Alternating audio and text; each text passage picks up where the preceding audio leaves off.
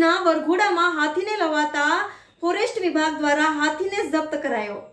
જૈન સમાજમાં વરઘોડામાં હાથીને લાવતા ફોરેસ્ટ વિભાગ દ્વારા હાથીને જપ્ત કરવામાં આવ્યો। વડોદરા શહેરમાં થયેલ હરણી દુર્ઘટનાનો તંત્રએ બોધપાઠ ન લીધો ત્યારે ફરી આજે એકવાર જૈન સમાજના વરઘોડામાં હાથીને શોભાયાત્રામાં લાવવામાં આવ્યો હતો। ત્યારે ફોરેસ્ટ વિભાગના અધિકારીઓને જાણ થતાં ફોરેસ્ટ વિભાગ યાત્રામાં પહોંચ્યો હતો અને હાથીના માલિક પાસે શોભાયાત્રામાં હાથીની પરમિશન માંગવામાં આવી હતી।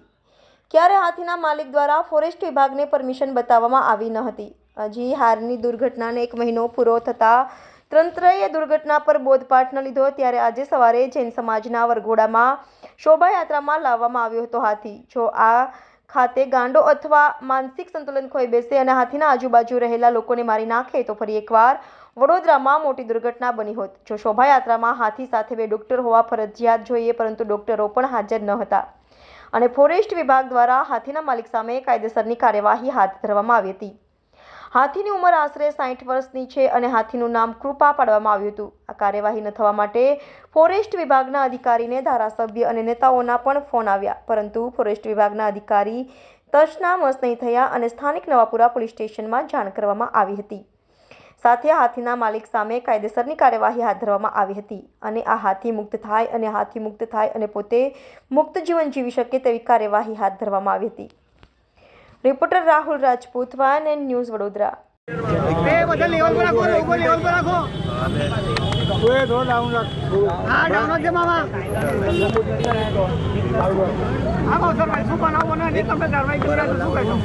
આજે સવારે લગભગ 10:30 વાગે ફોન આવ્યો હતો કે ગંગોત્રી પાસે કોઈક પ્રોસેસન સરઘસ નીકળ્યું છે, એમાં એક હાથી લાવવામાં આવ્યા છે।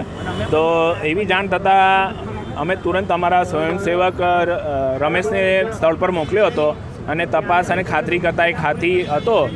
તો મેં એને કીધું કે તું હાથી પાસે જે બી પરમિશન અને કાગળિયા હોય એ તું જો કે ભાઈ કોની પરમિશન છે।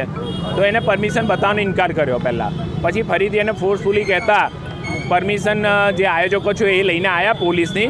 તો પોલીસની પરમિશનમાં હાથીનો કોઈ ઉલ્લેખ નહોતો, બાકી બળદ, ઘોડા, બકરા જેવા જાનવર જે પાલતુ જાનવર છે એનો ઉલ્લેખ હતો પણ હાથીનો ઉલ્લેખ નહોતો, તેથી એ ગેરકાયદેસર કહેવાય। બીજું કે ફોરેસ્ટે અમદાવાદથી વડોદરા સુધીની ટ્રાન્ઝિટ પરમિટ એને વાહતુક પાસ આપેલો છે, એમાં બી લખેલું છે કે તમે જ્યારે કોઈ બી જગ્યાએ એટલે તમે હાથી લઈને રખડશો તો તમારે 2 વેટરનરી ડૉક્ટર ગનવાળા રાખવા પડશે એને સેડેશન માટે, બેભાન કરવા માટે કે જો હાથી ગાંડો થાય।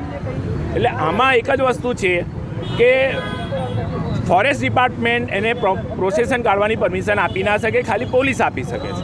એટલે આમાં જે ગુનો દાખે છે, જે જાનમાલની નુકસાની થાય તો એની જવાબદારી પોલીસ લેવા તૈયાર નથી કે ફોરેસ્ટ। બેઉ બાજુથી આ લોકોને ઠોસા મારી અને હાથીને બિચારાને વગોવે છે। માટે અમારી એક જ રિક્વેસ્ટ છે કે ભાઈ પોલીસ કેસ થવો જોઈએ અને ફોરેસ્ટને કેસ કરી હાથી જપ્ત કરી એને યોગ્ય સ્થળે ખસેડવો જોઈએ। કેટલી ઉંમર છે હાથીની?